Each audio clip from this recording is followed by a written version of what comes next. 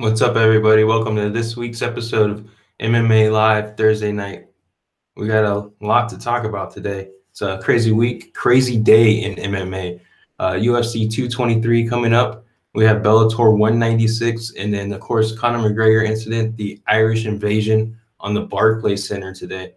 So Conor came in, attacked the bus that Khabib was on, threw a dolly through the window, and Michael Chiesa was cut, lacerations multiple to the face and probably scalp, I assume. No word yet. He did go to the hospital. I don't see how he can fight with that. We don't know to what extent. There's audio out there where he's actually like, how bad is it? I don't want to touch my face. So it's kind of, it's a bummer. I was looking forward to that fight against Anthony Pettis. That one is probably going to get canceled. Rose Namajunas was on that bus. She was shaken up, something that you wouldn't imagine from her. She always seems so calm. But I guess she got off the bus and just walked to the hotel. So Dana White was concerned about that. He was going to talk to her. No word back yet, though, on that. So I blame the media for 223. So Tony Ferguson got hurt doing an interview. He tripped over some wire and then tore something in his knee.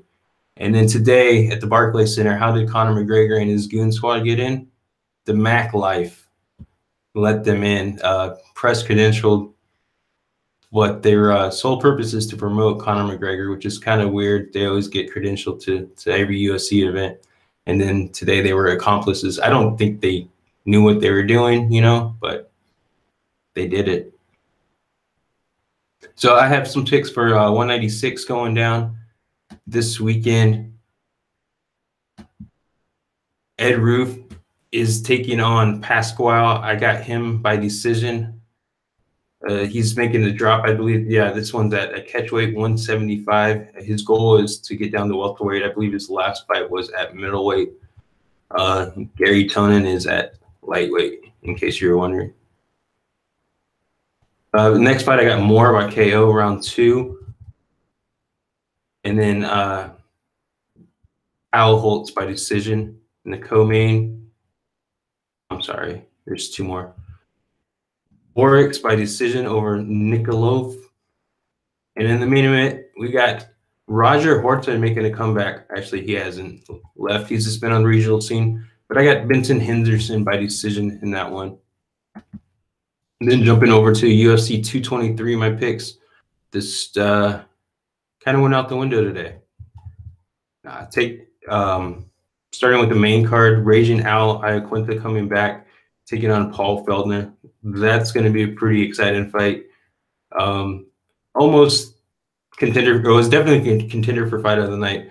I think there's one going to be better, and we'll get to that one. But I got Iaquinta by decision. Next fight coming up is the Chiesa Anthony Pettis fight, which I don't believe is going to happen. I had Chiesa by submission in round 2, but I'm going to withhold that pick. In the card, or the fight that I think is fight of the night, is going to be Qatar versus Carneiro. I got Qatar by decision. I think this is obviously, if you think Holloway is number 1 and Brian Ortega is number 2 in the featherweight division, I think these guys are 3 and 4.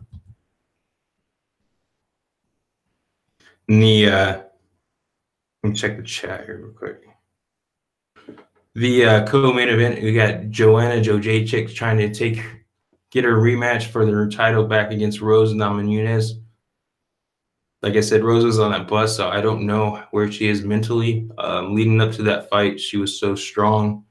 We'll see. But I got her by submission round 3. Main event. Well, I'll go ahead and read my pick. Nurmagomedov. I said KO by round 3.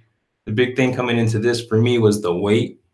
When the fight was accepted, Max, this is coming from George Lockhart. He did an interview with Luke Thomas. But when Max accepted the fight, before he jumped on the plane, he weighed 186 pounds.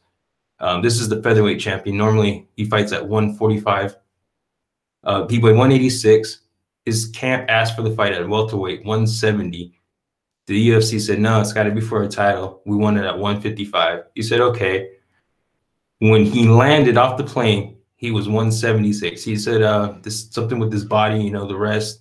He's lost 10 pounds. So he's coming into the weight cut at 176. George Larkhart said that this is his tied for his most biggest weight cut that he's ever done.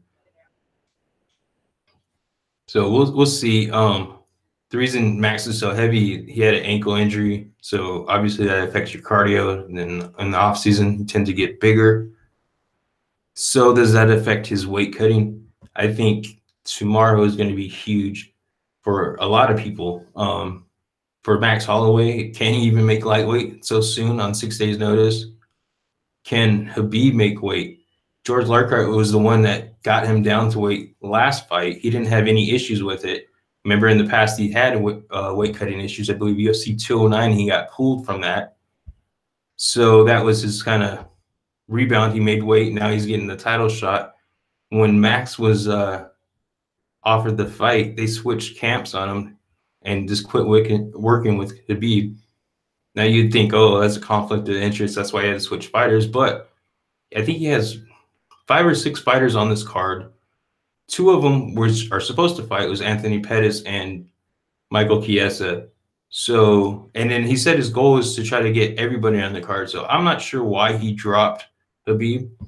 But man, this guy, like both of them are coming into this with a lot of things going against them. 6 days notice for both opponents, you know, it's a switch for Khabib as well.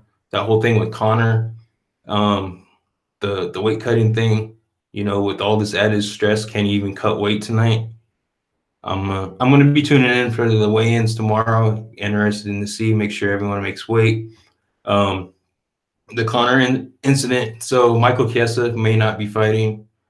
One person who's definitely not fighting is Artem Lobov, and then his opponent Alex Caceres.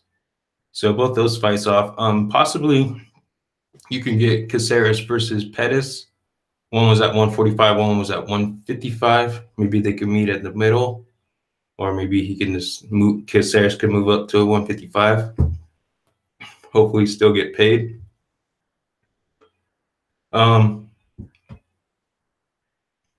So yeah, man, that's crazy. Let me know in the comments below what you guys think.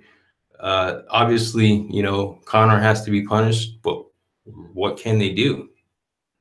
The only thing, I guess, they could suspend him. I mean, obviously legally and in suing and, you know, trying to get money from him. But from the UFC standpoint, they've already stripped him of his title. They could suspend him. If they just cut him, then he's just going to go on his own, and people are still going to pay a lot of money to see him. So I don't know what they can do.